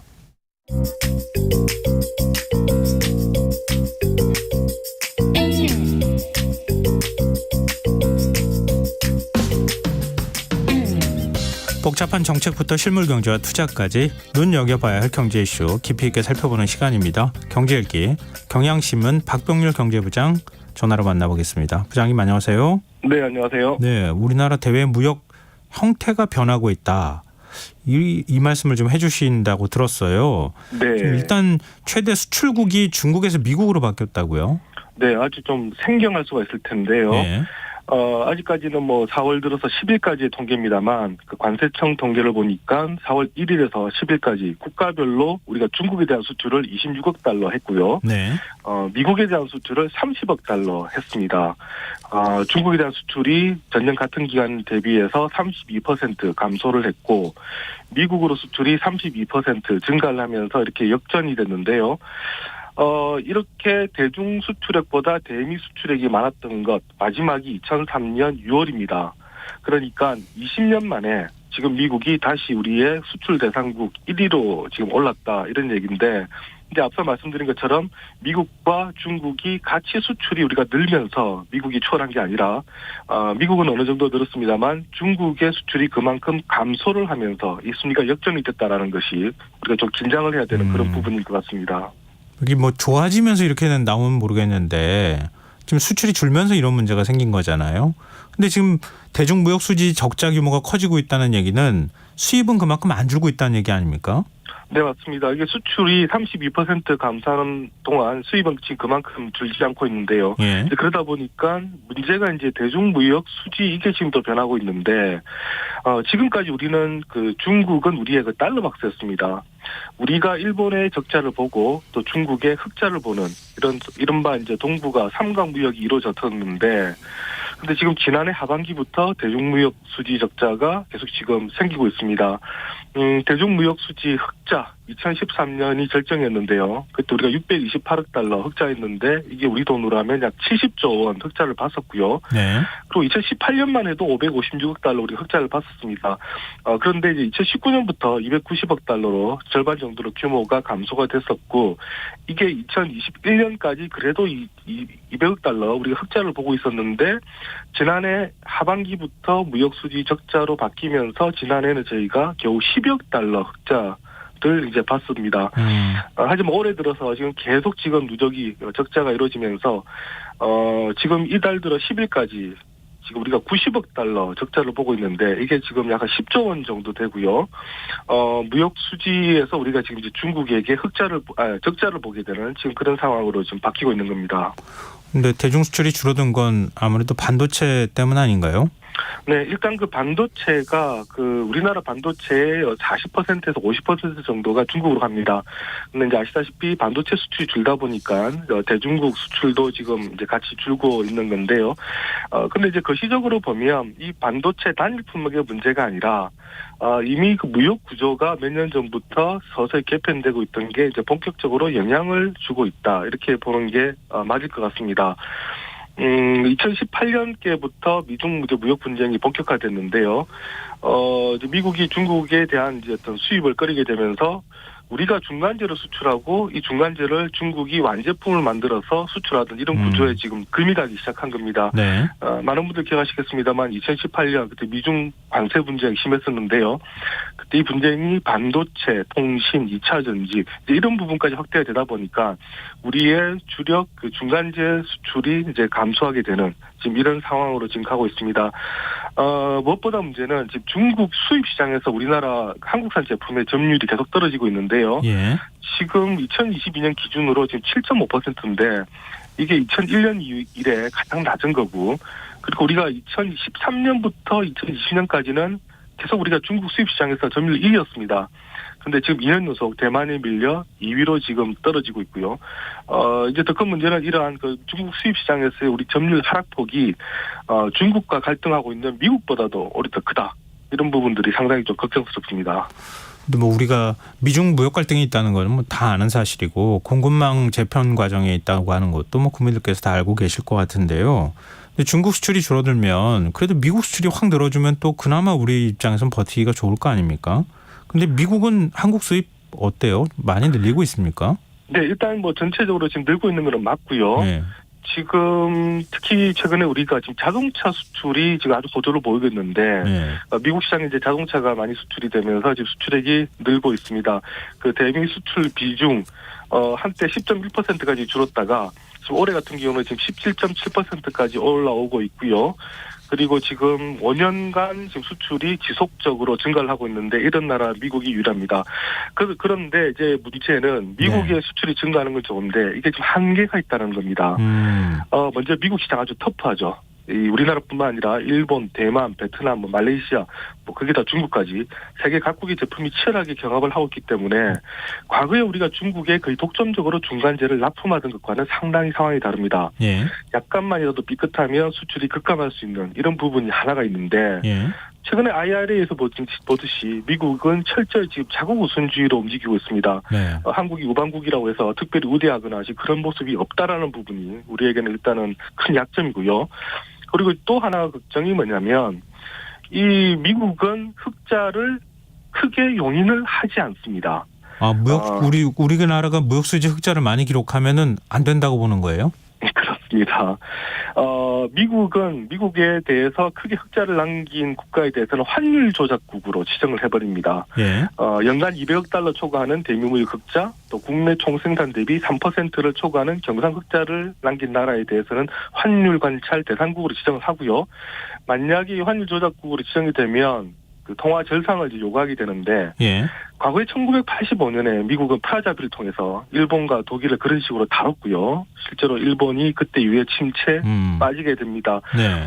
반면에 그때 중국의 경우는 사실 한국의 적자를 보더라도 다른 곳에 원체 큰 흑자를 남겼기 때문에 크게 개의치 않았고 우리가 흑자를 남기는데 큰 문제가 없었습니다만 말씀드린 것처럼 미국은 흑자를 우리가 보더라도 그 한계가 뚜렷하기 때문에 이런 상태로 중국, 일본에 계속 적자 늘고 있고 미국에 대한 흑자가 어느 정도 한정된다면 자칫 우리가 지금 만성 무역 적자국으로 빠질 수가 있다라는 거.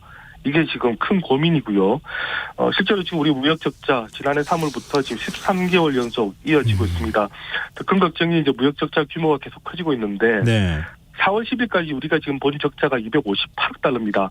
그 작년이 우리가 역대 최대 무역 적자였는데 이게 478억 달러였거든요. 예. 그러니까 지금 우리가 1, 2, 3월 그리고 4월 10일까지 그 100일밖에 안 됐는데 이동안 이미 작년에 우리가 봤던 적자의 54% 벌써 지금 기록을 하고 있습니다.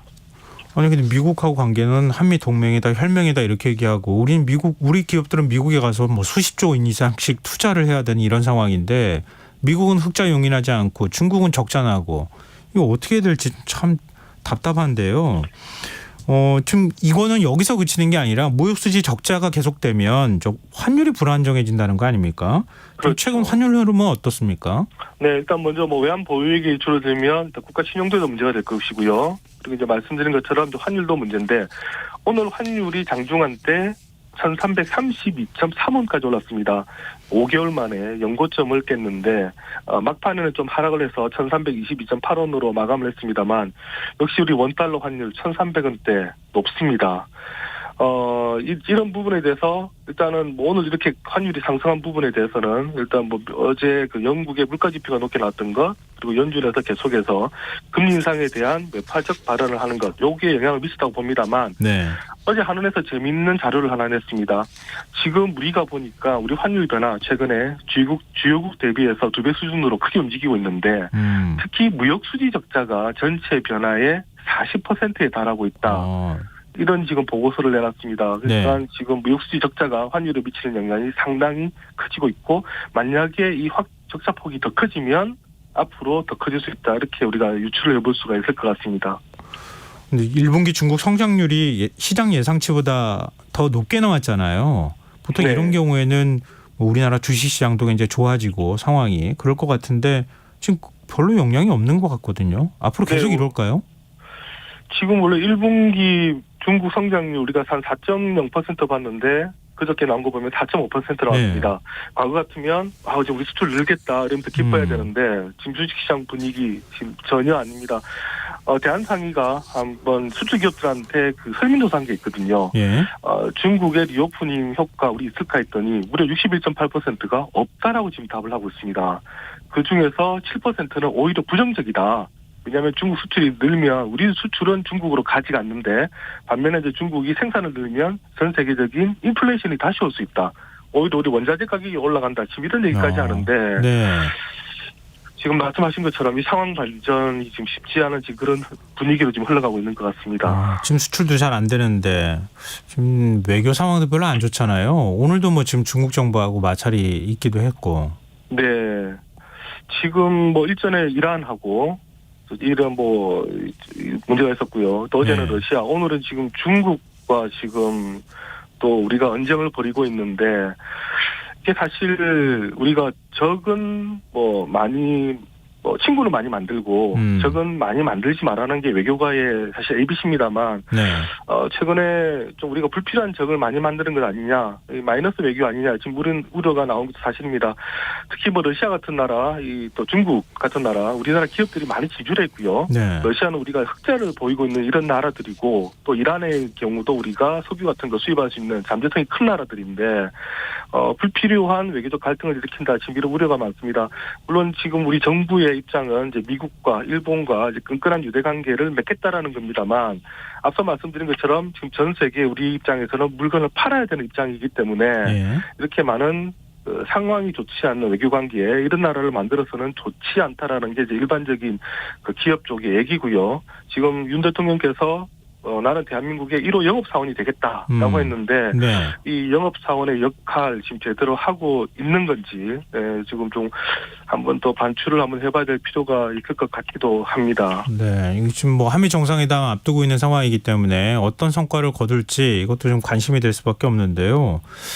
글쎄요, 미국은 우리를 얼마나 중요하게 생각할까 하는 의문을 좀 갖게 되네요. 말씀 듣다 보니까.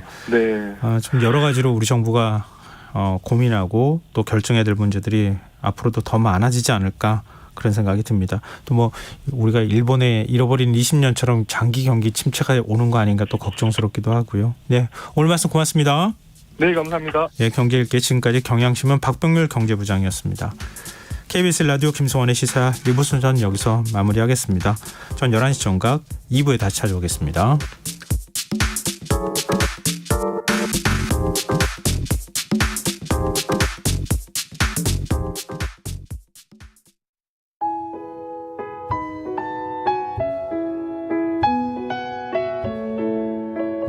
경제적인 어려움에 처한 위기 가정들이 늘고 있습니다. 복지 사각지대에 처해 있는 가정들을 미리 찾아서 지원하고 위기로부터 구하는 일이 시급한데요. KBS 강태원 복지재단은 전국의 복지관과 연대해 복지 사각지대에 있는 위기 가정들을 찾아서 지원하는 운동을 시작합니다. 생활고로 인해 소중한 생명과 가정이 파탄나는 비극이 다시는 일어나지 않도록 이 일에 함께해 주십시오. 지역 복지 전문가로서 누구보다 위기 가정을 잘 찾아낼 수 있는 복지관과 관계자 여러분들의 많은 참여를 기다리고 있습니다. 지금 바로 KBS 강태원 복지재단 홈페이지에서 신청해 주세요. KBS 강태원 복지재단.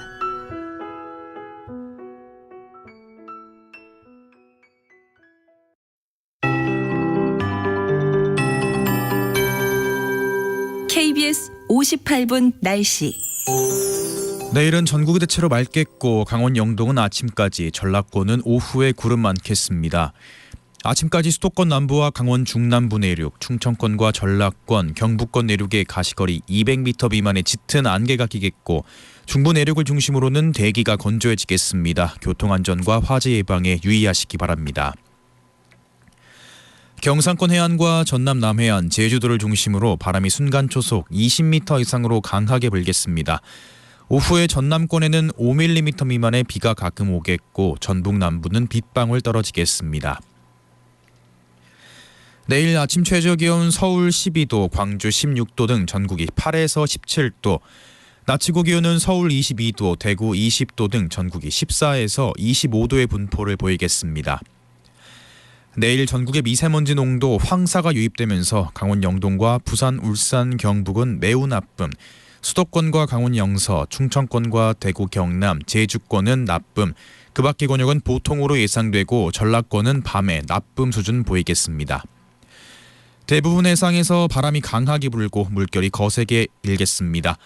서울 현재 기온 14.6도, 습도 96%, KBS 58분 날씨 박성준입니다.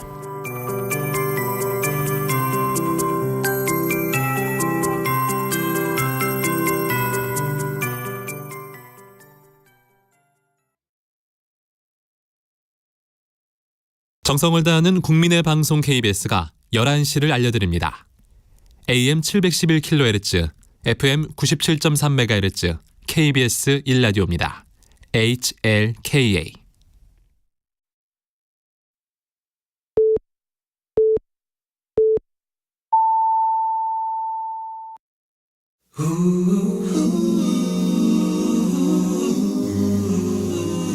이 밤 그냥 보내긴 아쉬우니까요. 당신의 하루의 끝까지 야무지게 채워드립니다. 당신의 지식 충전소 김성환의 시사야.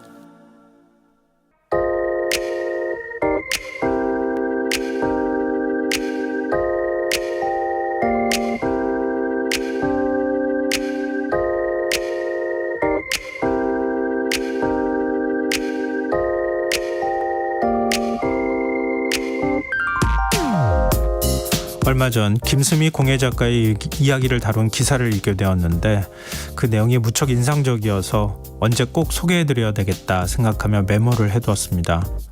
오늘에서야 기회가 왔는데요. 김 작가는 도자기 공예가입니다.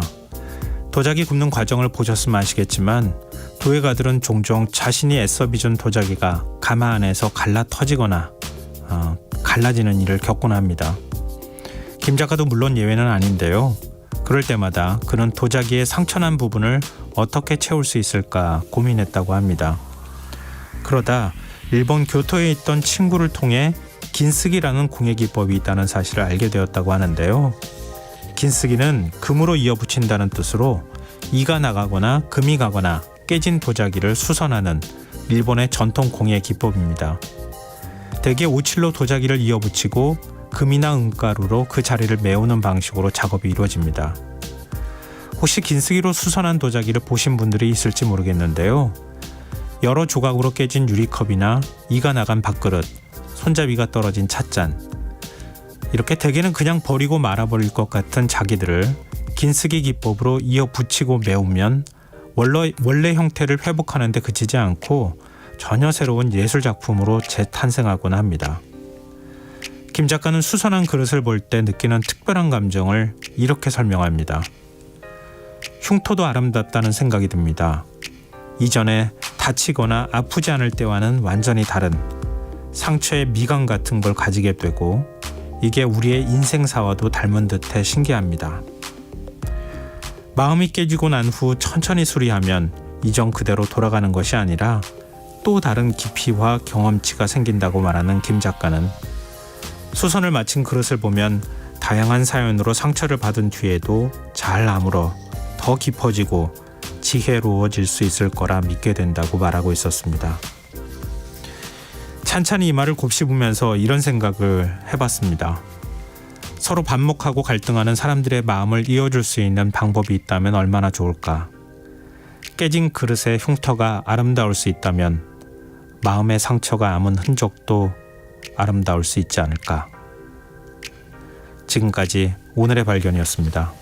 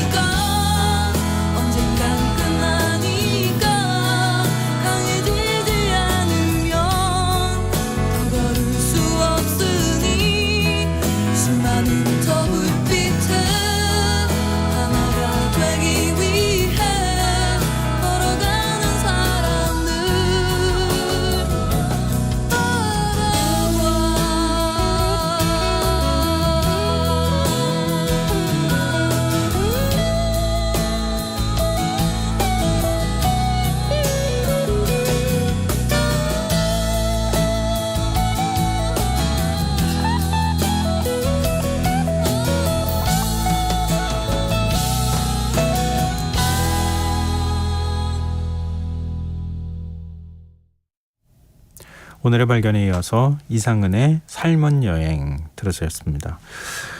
김성원의 시사는 언제나 청취자 여러분의 관심과 참여 기다립니다. 오늘도 청취자분들께서 오늘의 발견 들으시고 문자 주셨는데요. 1003님, 우리의 상처도 우리의 모습 중 하나겠죠. 우리의 삶 속 이런저런 상처들이 엮어서 우리의 삶의 일부분이 되겠죠. 이렇게 문자를 주셨어요. 그렇죠. 우리 상처 우리의 모습의 하나일 텐데요. 자꾸 부끄러워하잖아요. 자꾸 감추려고 하고. 그게 오히려 더 훌륭한 뭐라고 해야 되나요? 전투까지는 아니더라도 내가 이렇게 살았다고 하는 자긍심의 하나의 표시가 될 수도 있겠다.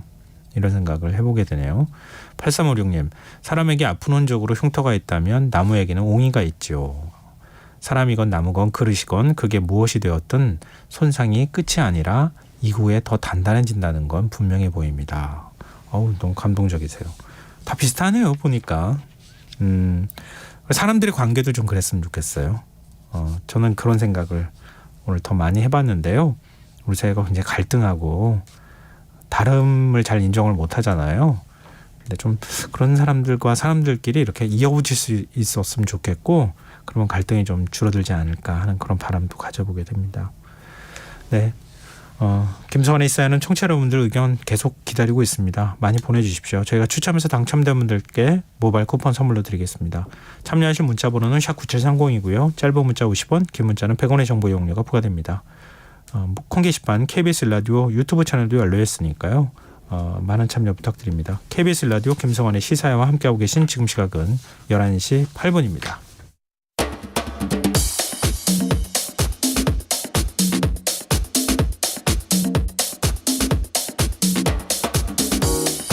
오늘 일어난 세상 곳곳의 소식들 당일 배송으로 전해드립니다. 밤참뉴스 이영경 뉴스캐스터 함께하겠습니다. 안녕하세요. 네, 안녕하세요.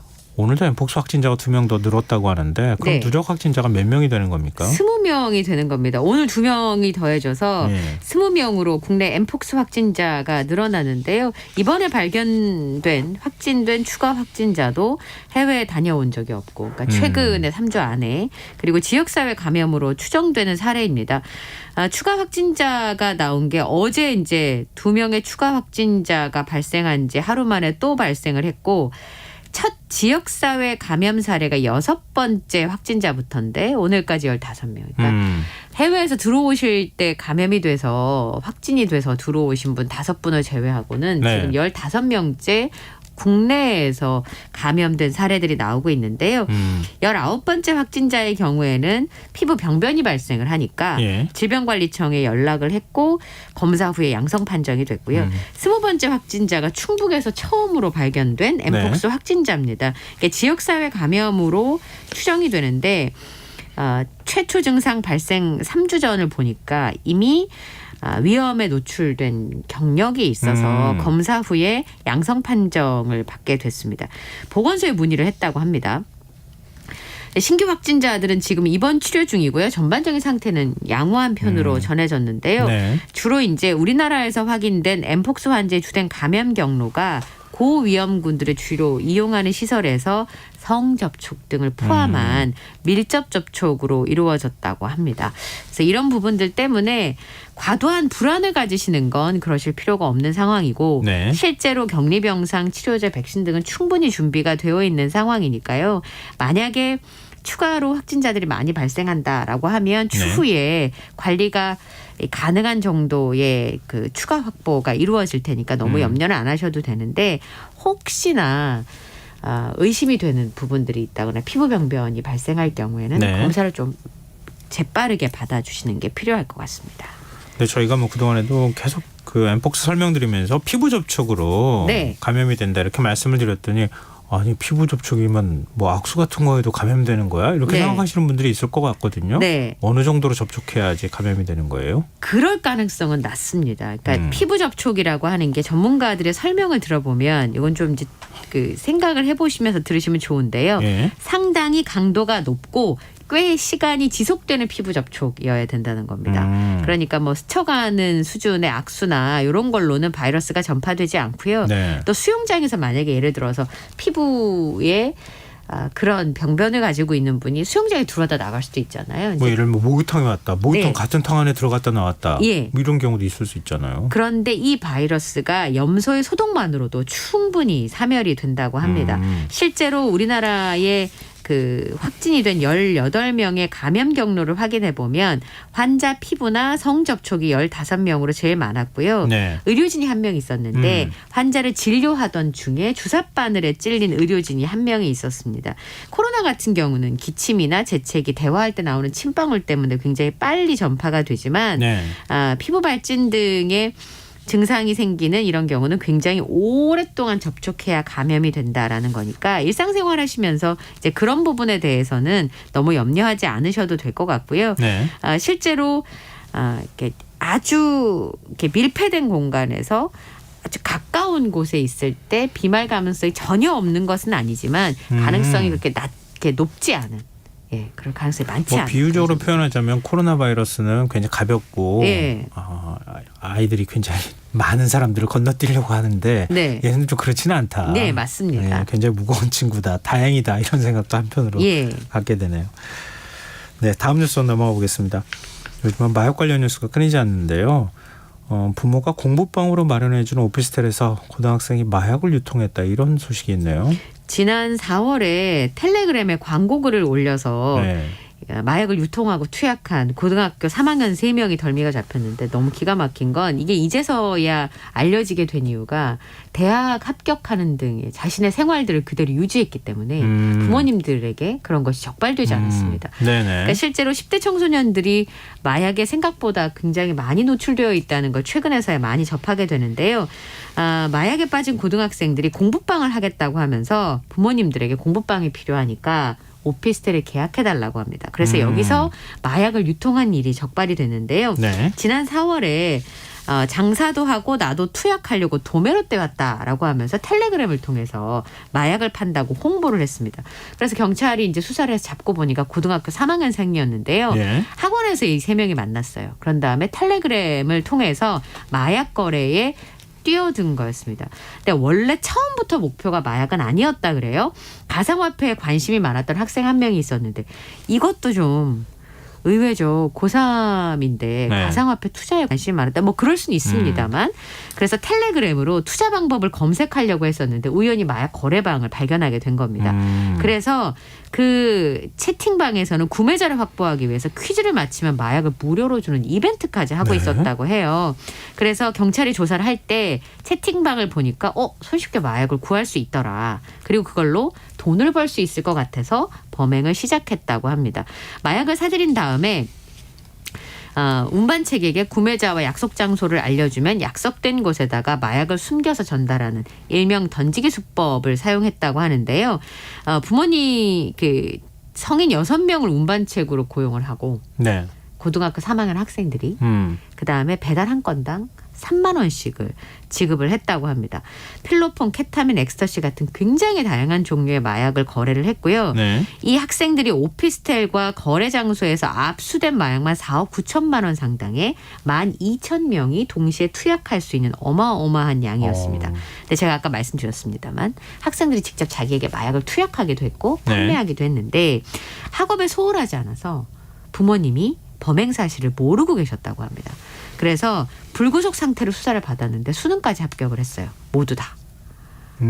원하는 대학이요? 네. 그래서 그런데 학생들과 운반책 구매자까지 23명이 경찰에 붙잡혔는데 아직 공급책이 검거되지 않았습니다. 그것도 또한 역시 뭐 이른바 던지기 수법이나 이런 걸로 점저죽 형태로 공급을 또 누군가 했을 테니까. 네. 그 공급책을 잡아야 되는데. 그렇죠. 그 공급책을 잡아야 어쨌든 이거 유통의 경로를 끊을 수가 있는데 아직까지 검거되지 않았습니다. 사회복무요원과 코레일 직원도 마약을 투약하다 붙잡혔다고요? 예, 검찰이 김해공항을 통해서 필로폰을 들여오거나 여러 종류의 마약을 투약한 사범 7명을 적발해서 기소했는데 네. 사회복무요원이나 코레일 직원 등이 포함돼 있었다고 합니다. 마약류 밀수 사범 7명을 구속 기소했는데요. 이 내용을 보니까 6억 7,300만 원 상당의 7만 명이 동시에 투약할 수 있는 양이었는데 이게 압수가 됐습니다. 30대 A모 씨는요. A모 씨를 비롯한 2명이 지난 25일에 김해국제공항으로부터 필로폰을 송곳에다 은닉해서 입국하다가 붙잡혔고요. 네. 또 30대 남성 2명을 포함한 B모 씨의 경우에는 지난달 27일 같은 방법으로 마약을 들여오다가 김해공항에서 적발이 됐습니다. 그리고 사회복무요원 20대 남성은 지난 1월부터 3월 사이에 마약류를 가스 계량기에 은닉한 혐의로 기소가 됐고 코레일 직원은 40대 남성인데요. 지난 2월에 필로폰을 구매해서 2차례 투약한 혐의로 재판에 넘겨졌습니다. 이들 가운데 일부는 마약류를 1,000만 원에 구매해서 6천만 원에 팔기로 약속을 하는 등 네. 수익률을 치면 거의 600%에 가까운 수익률을 예상을 하고 범행을 저질렀다고 하는데요. 이게 이제 그 좀 살펴봐야 되는 거는 사회복무요원, 네. 코레일 직원, 우리 주변에서 쉽게 만날 수 있는 일반인들이잖아요. 아까 뭐 학생들도 그랬잖아요. 네. 네. 그런 분들이 마약의 투약이나 범행에 깊숙이 개입되어 있다는 거 굉장히 걱정스러운 신호라고 보여집니다. 네. 근데 과거에는 이렇게 마약 사건과 관련해서 이렇게 열심히 많은 보도를 하지는 않았던 것 같은데 그렇습니다. 뭐 그때도 그렇게 보도를 했더라면 굉장히 뭐 많은 마약 관련돼 있는 사범에 대한 보도를 하긴 했었을 것 같은데요. 네. 근데 이게 이전하고는 좀 뭐랄까요? 마약 유통과 투약 행태가 좀 달라졌다. 이게 전반적인 평가긴 한 것 같아요. 네. 그러니까 우리 사회 마약을 근절하자고 하는, 근절해야 한다고 하는 국민적 요구 이런 것들이 있고 또 이렇게 생각지 못한 곳에까지 마약이 확산하고 있다, 유통되고 있다 이런 점들에 대해서는 상당히 경계할 부분이 아닐까 싶네요. 네. 자, 지금 여러분께서는 KBS 라디오 김성환의 시사회와 함께하고 계십니다. 밤잠수 계속 이어가겠습니다. 수도권 일대에서 전세 사기를 친 일당들이 경찰에 붙잡혔어요. 네. 무자본 갭 투자 방식으로 다세대 주택을 수도권에서 많이 사들여서 100억 원이 넘는 전세 보증금을 챙긴 일당이 경찰에 적발이 됐는데요. 임대사업자 30대 최모 씨를 사기 혐의로 구속해서 지난 5일에 검찰에 송치했다고 오늘 밝혔습니다.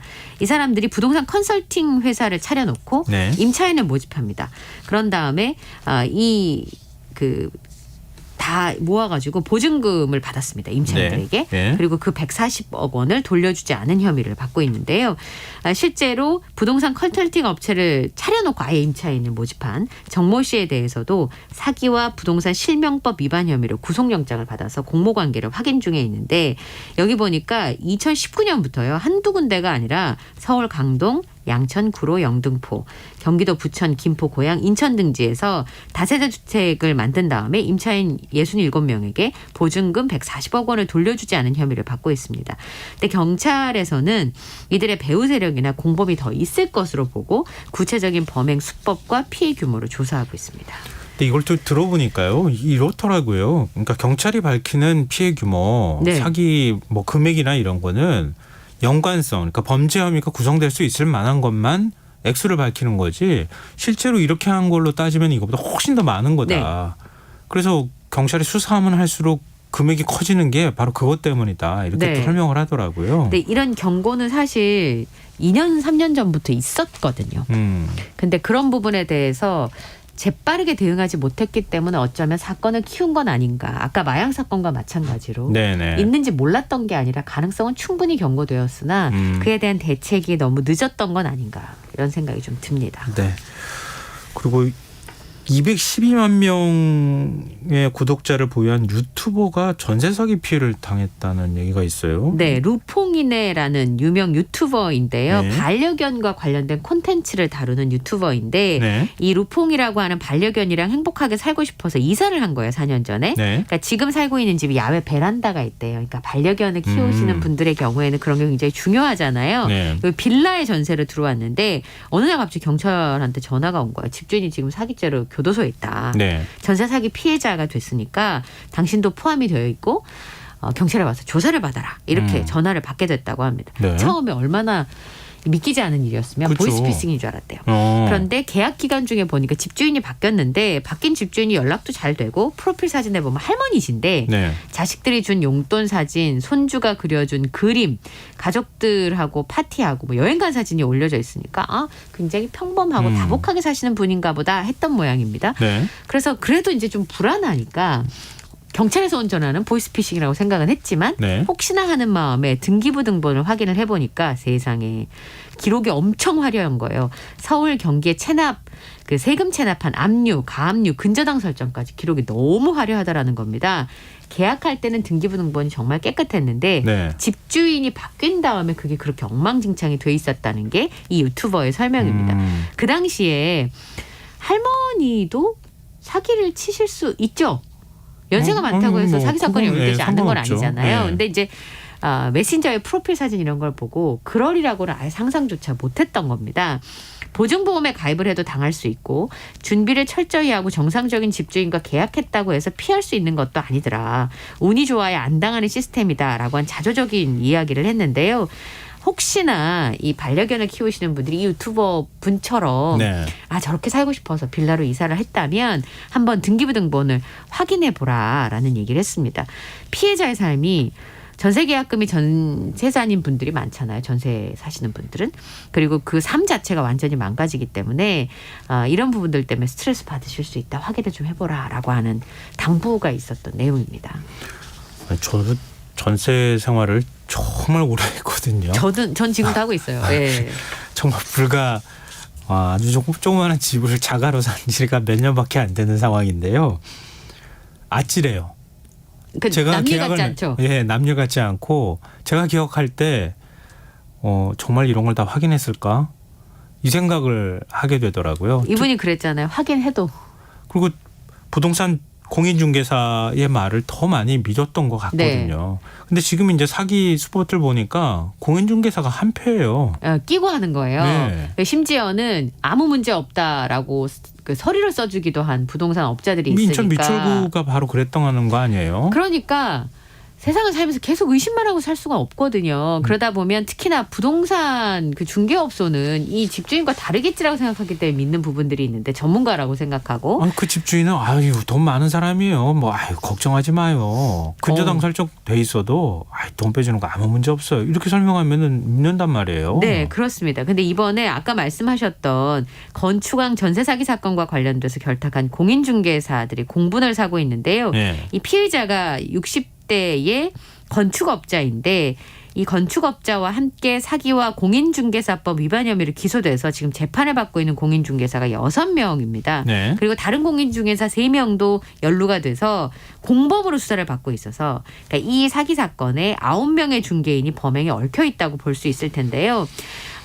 처음에 집을 지을 때부터 많이 도와줬다는 거예요. 공인중개사들이. 네. 그다음에 갖고 있는 집이 2,700여 채로 늘어나는 동안 성과급 받아가면서까지 세입자를 끌어모으는 역할을 이 공인중개사들이 했다는 겁니다. 네. 그리고 거기다가 전세 계약을 하면 수수료를 받잖아요. 네. 그거 말고도 별도의 인센티브를 받은 것으로 알려졌는데요. 말씀하신 것처럼 근저당이 설정돼 있어요. 안 되는 거 아니에요? 라고 하니까 아이고 전세보증금 반환에 아무 문제가 없습니다. 왜냐하면 선순위 근저당이랑 지금 전세보증금 다 합쳐도 매매가보다 낮아요. 그러니까 빌라 팔면 갚을 수 있습니다. 라고 논리를 펴면서 합의서까지 작성해 준 것으로 알려지고 있습니다. 모바일 청첩장인 줄 알고 눌렀더니 이거 알고 봤더니 스미싱 문자였다. 네. 수천만 원이 돈이 빠져나갔더라. 이런 얘기를 이거는 진짜 아무것도 아니구나 하는 생각이 들 정도예요. 이런 것들 보면 아니면 두 눈 뜨고 지금 당하고 있는 상황이잖아요. 그렇습니다. 예. 좀 답답하네요. 정말 대책 마련이 필요할 것 같습니다. 마지막 뉴스입니다. 우리 네. 날씨 얘기 좀 해봐야 될 것 같아요. 오늘 남부지방 초여름 날씨였다고요? 근데 또 서울은 어제는 또 되게 덥더니 오늘은 또 좀 쌀쌀했거든요. 네. 오늘 서울 같은 경우에 낮 최고 기온이 17.4도로 어제랑 10도 이상 차이가 났는데 네. 대구는 오늘 낮 기온이 어제보다 높은 29.4도였습니다. 그러니까 벌써 더운 걸 보니까 올해도 엄청 덥겠다 이런 얘기를 하는 분들이 많았고요. 오늘 대구에는 이미 여름을 본 듯한 반소매 반바지 차림에 양산 쓰고 햇볕을 피하시는 대구 시민들을 볼 수가 있었다고 합니다.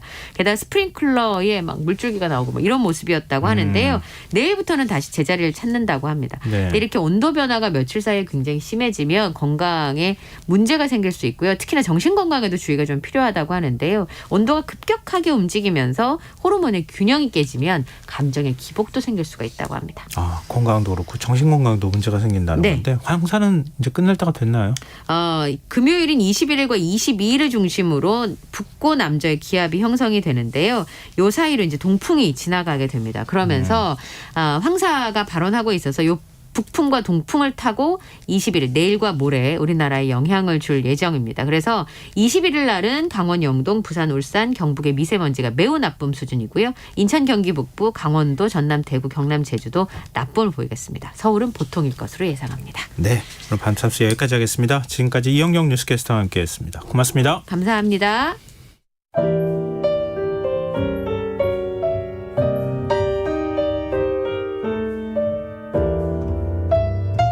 내일의 품격 김성환의 시사야에서 챙겨가세요.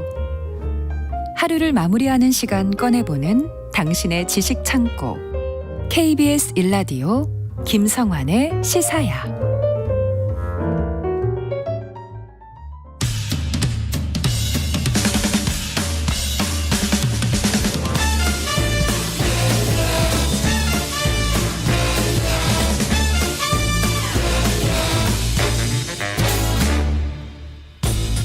일상 속 활력을 찾아내는 시간 무엇이든 보러 가세요. 공연 제작사랑 안영수 대표 나와 계십니다. 안녕하세요. 예, 안녕하십니까. 시사야의 청취자분들을 공연 마니아로 만들고 싶은 안영수 인사드리겠습니다. 네.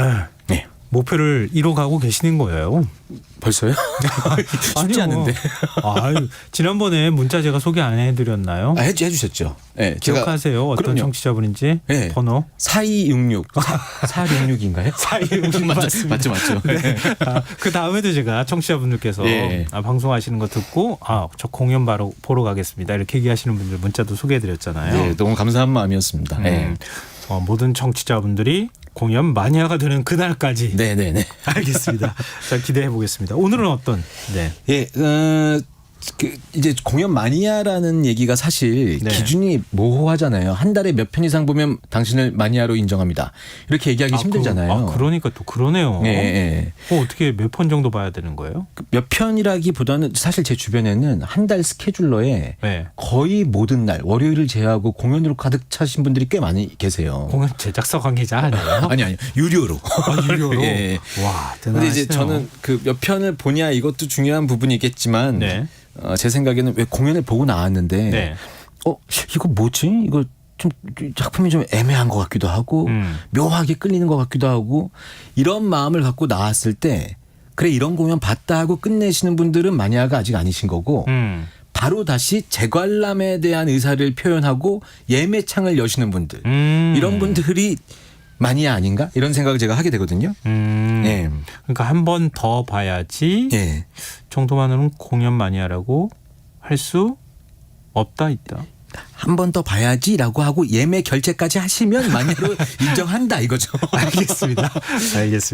공연이 그러니까 끊이지 않고 삶에서 계속 공연이라는 게 그렇죠. 나의 스케줄에 늘 얹어져 있는 정도 수준. 그리고 한 작품을 보고 조금 더 알고 싶은 마음이 들게 되시면은 공연 마니아가 되시는 거 아닌가 이런 생각을 하게 되고요. 그런 의미에서 좀 오늘은 어울릴 만한 공연을 갖고 왔는데 제가 몇 주 동안 계속 뮤지컬을 소개해드려서 오늘은 연극 한 편을 좀 갖고 왔습니다. 연극요? 예. 방구하시는 분들이 많을 것 같은데 어떤 연극입니까? 이 작품이 이제 지난 2000년에 스코틀랜드에서 초연이 됐고요. 그 다음 해인 2001년에 웨스트엔드 에딘버러 프린지 페스티벌에서 공연이 됐었고요. 우리나라에서는 2005년에 초연이 돼서 올해 2023년까지 제가 한번 이렇게 세어보니까 9번째 시즌을 맞이하고 있는 공연입니다. 연극 나쁜 자석이라는 작품입니다. 이거 발음 조심해야 되겠는데요. 나쁜 자석.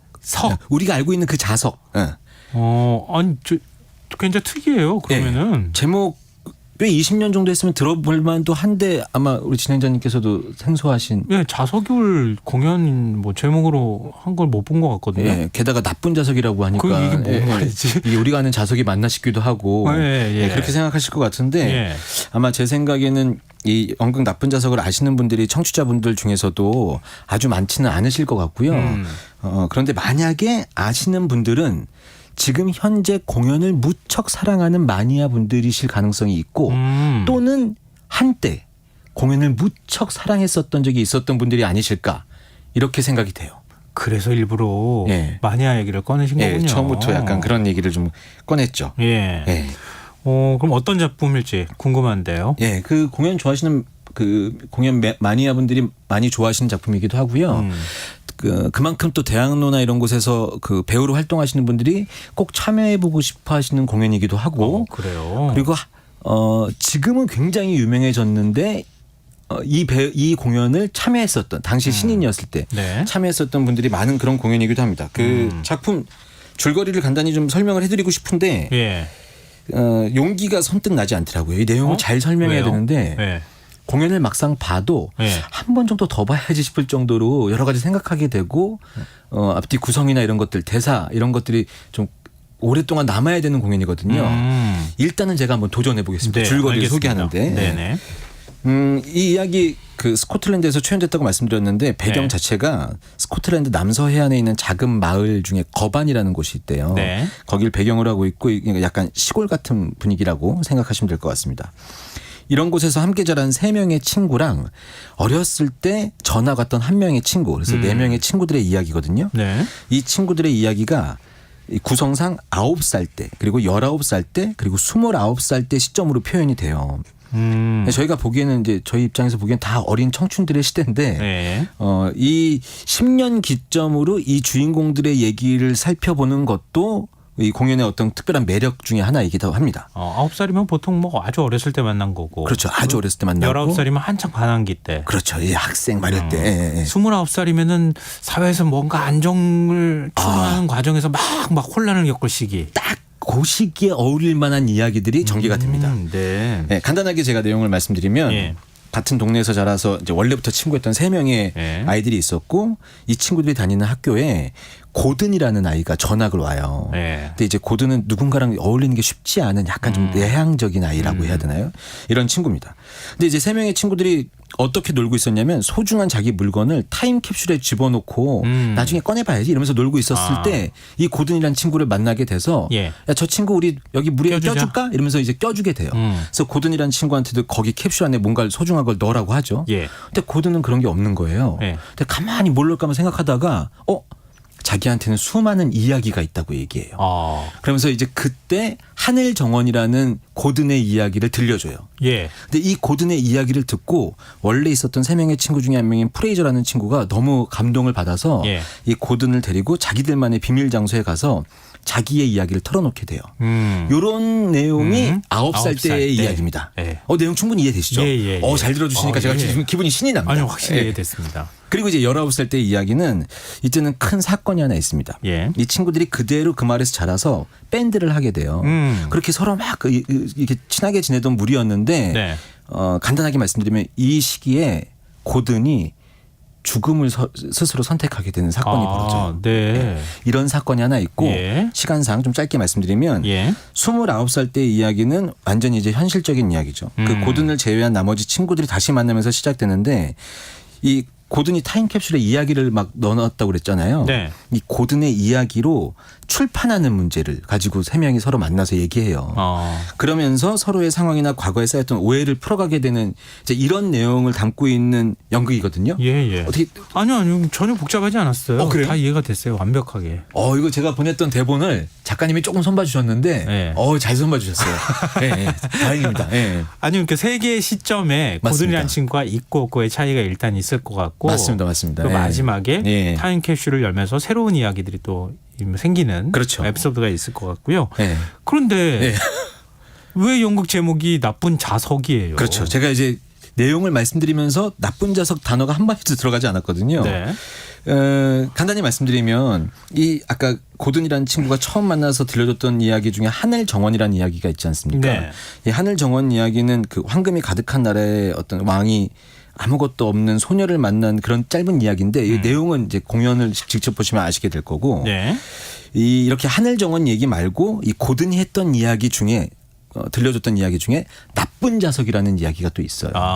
근데 이 나쁜 자석, 하늘정원 그리고 원래 나오는 이 극 중에 나오는 이들의 이야기. 그래서 3개의 이야기가 극중극의 형식으로 표현되는데 이 서로 3가지 이야기가 유기적으로 서로의 상황에 대해서 잘 은유하고 있거든요. 그래서 이 작품을 보면 볼수록 그 이야기의 푹 빠져들게 되는 그런 작품입니다. 그래서 이게 어려워서 소개하기가 조금 힘들었다는 말씀을 하신 한 작품 거군요. 소개되는데 3개 얘기해야 될 것 같고 막 이런 그러네요. 느낌이 있고요. 그런데 나쁜 자석 이야기를 잠깐 좀 해드려야 될 것 같아요. 나쁜 네. 자석 이야기는 과연 어떤 얘기냐. 네. 요거 약간 좀 할 수 있다면 삐지를 살짝 깔고 얘기해 드리면 좋을 만한 그런 분위기의 이야기예요. 아, 그래요? 근데 네. 무리하긴 하지 마시고요. 네. 이제는 아예 지식까지 하시는데요. 아니, 부탁이죠, 부탁. 미리 얘기되지 않은 부탁, 네네. 경솔한 부탁이었습니다. 예. 간단히 말씀드리면 어떤 이제 우리 진행자님께서 상상해서 좀 따라와 주시면 좋겠는데 네. 어떤 상상의 시대입니다.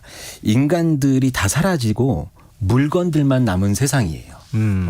근데 이제 이 물건들만 남아 있는 시대가 되니까 이 물건들이 자석들에게 불평을 하기 시작해요.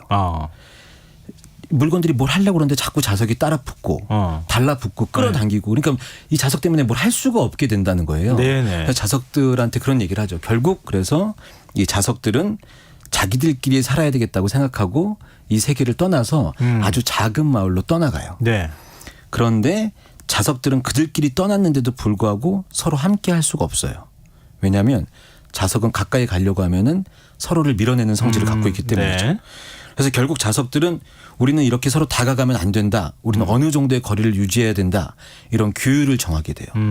그런데 이제 이런 자석들 중에 한 자석은 이런 상황이 너무 슬픈 거예요. 네. 이유는 정말 이 자석은 정말 아름다운 다른 자석을 보고 사랑의 한눈에 빠지게 됐는데 네. 이 사랑에 빠진 자석한테 다가갈 수도 없고 만질 수도 없으니까 그런 슬픔을 느끼게 되죠. 네.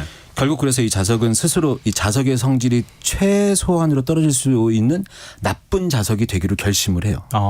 그런데 이 나쁜 자석이 되려면 조건이 뭐냐면 예. 다른 자석들한테 정말 많이 맞아야 돼요. 그런데 다가갈 수가 없으니까 그것마저도 할 수가 없는 거예요. 예. 그래서 결국 이 자석은 스스로 벼랑 끝에 몸을 던지게 되는 결정을 하면서 난 나쁜 자석이야. 이제 너한테 다가갈 수 있어. 이런 이야기를 한다는 그런 이야기예요. 왠지 네. 이렇게 은유적이기도 하고 네네네. 뭉클한 느낌도 좀 있어요. 네.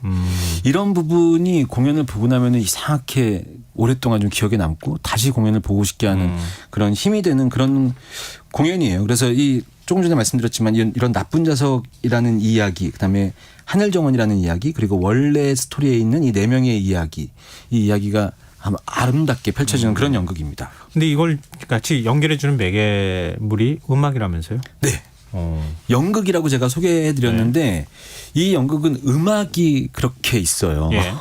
극 중에서 제가 하나 먼저 소개해드리려고 하는데 예.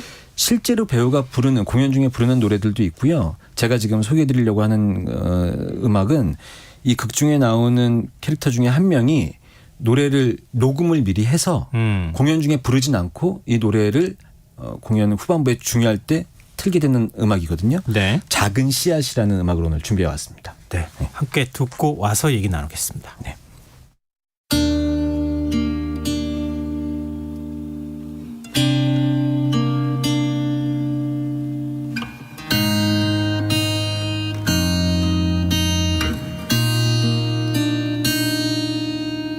공기는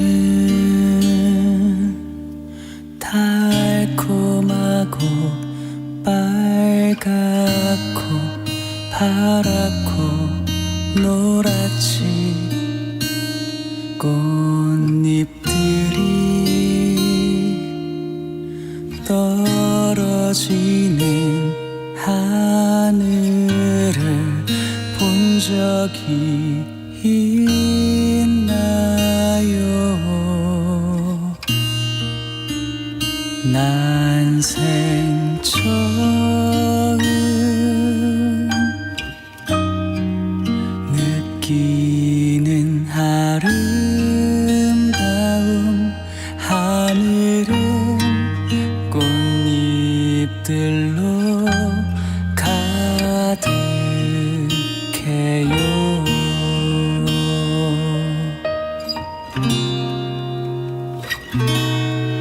사람들 기뻐서 눈물을 흘리죠. 춤을 추죠. 하늘이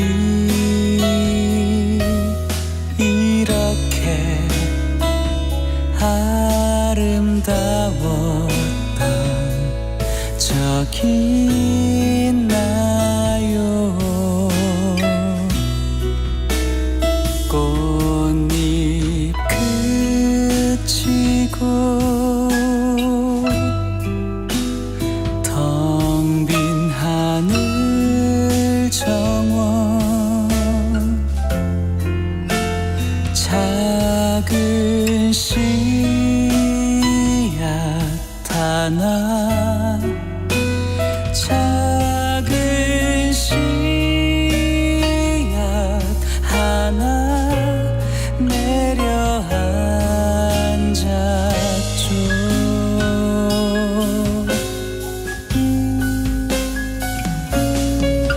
그 씨앗은 아주 작은 구멍을 통과했어요.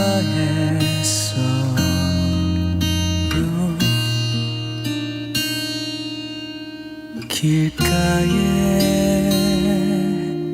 사뿐히 내려앉은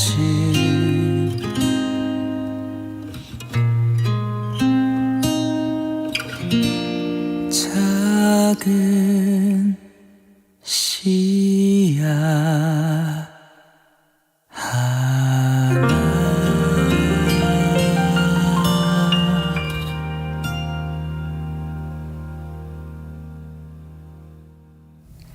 연극 나쁜 자석에 등장하는 작은 씨앗이라는 곡 이진우 배우 목소리로 들어봤습니다. 이렇게 지금 극중극 형식으로 약간 동화 같은 이야기 들어갔다고 말씀하셨잖아요. 뭐 딱 노래 분위기도 좀 그런데요. 네, 노래 분위기도 그렇고 이 노래 공연 몇 번 보시면 이 노래 나올 때 훌쩍훌쩍 하시는 분들이 굉장히 많습니다. 눈물 흘리시는 분들이 많고 이진우 배우의 목소리인데 이번 시즌에 하고 있는 배우거든요. 연극인데 노래를 참 잘하는 배우거든요. 관심 있게 요즘에 대학로에서 많이 보고 있는 그런 배우분이십니다. 근데 그 예를 들면 이제 연극을 하는 데 있어서 노래를 이제 넘버를 넣어서 부르는 거잖아요.